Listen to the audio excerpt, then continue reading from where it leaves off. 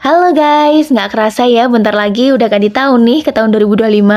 Seneng banget bisa terus bareng-bareng diskusi tentang emiten-emiten menarik untuk dibahas bareng kalian. Semoga aja di tahun-tahun berikutnya kita juga masih bisa diskusi seperti ini. Setuju nggak? Oke, kalau gitu langsung aja deh ya masuk pembahasannya. Bahas sektor telekomunikasi terkait isu Starlink Direct to Cell. Halo semua, kembali lagi bersama saya Filbert dari komunitas Filbert Gameplan. Pada sesi AMA kali ini, kita akan menjawab pertanyaan salah satu teman kita yang menanyakan dampak Starlink Direct to Cell terhadap emiten sektor telekomunikasi. Pada kesempatan kali ini, kita akan membahas terkait Telkom sebagai case study. Mari kita mulai. Siapa yang tidak kenal Telkom? Perusahaan yang satu ini merupakan market leader di sektor telekomunikasi dengan jumlah customer mobile 160 juta. Bila dibandingkan jumlah penduduk Indonesia yang 280 juta, tentu bisa dibilang Telkom sangat dominan. Namun, bila kita perhatikan, harga saham perusahaan secara year to date terkoreksi 30% ke posisi saat ini yang 2.760.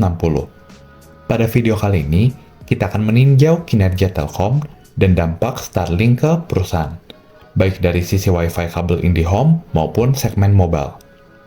Pertama, terkait Starlink yang cukup heboh di 2024 ini. Teknologi ini memungkinkan kita untuk mengakses jaringan internet dari satelit. Selain itu, Starlink baru saja meluncurkan layanan Direct to Cell dengan beberapa kelebihan, seperti tidak membutuhkan menara BTS dan bisa menjangkau area terpelosok. Meskipun saat ini masih terbatas di SMS saja, namun tahun depan rencananya bisa untuk telepon dan internetan HP. Sehingga wajar bila menimbulkan concern bagi Telkom. Apakah akan menjadi kompetitor IndiHome dan Telkomsel?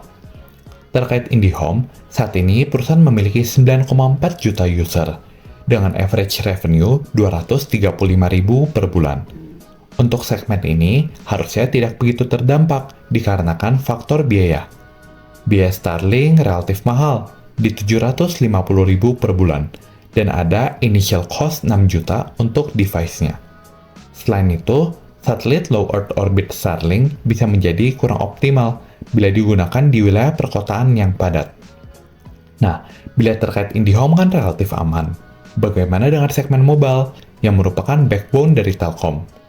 Telkom memiliki 160 juta user dengan average revenue 43.000 per bulan. Elon Musk menyampaikan, tujuan Direct to Cell Starlink adalah menyediakan layanan bagi daerah yang tidak memiliki konektivitas seluler, dan bukan untuk menyaingi seluler operator yang ada.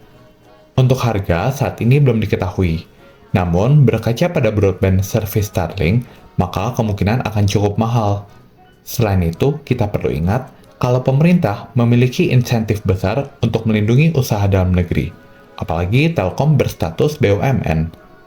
Sehingga dampak terhadap kinerja Telkom seharusnya ya tidak besar. Kinerja perusahaan untuk 9 months 2024 mengalami peningkatan revenue 1%, namun laba bersih turun 9%. Lebih dikarenakan Telkom sedang mempromosikan Telkomsel Lite. Jadi perusahaan memperkenalkan produk yang lebih affordable untuk mendapatkan konsumen baru, dengan harapan in the long run konsumen baru tersebut akan sticky, tentu dengan harga yang nantinya sudah tidak promo lagi. Saat ini, Telkom diperdagangkan pada PER 11,6 kali. Angka ini jauh lebih rendah bila dibandingkan rata-rata PI 5 tahunnya yang berada di 16 kali. Sehingga cukup menarik untuk dilirik. Selain itu, kita bisa expect dividen di 170 per lembar setiap tahunnya, atau setara dengan yield 6,2%. Sehingga, bila Anda consider untuk menjadikan Telkom sebagai core stock di Porto, pertanyaannya, apakah Anda puas dengan dividen yang ditawarkan? Secara growth laba, lebih baik kita expect konservatif di 3-4% per tahun, mengingat skala perusahaan yang sudah sangat besar. Oke, sekian untuk video kali ini. Semoga bermanfaat and see you guys in the next video. Bye-bye!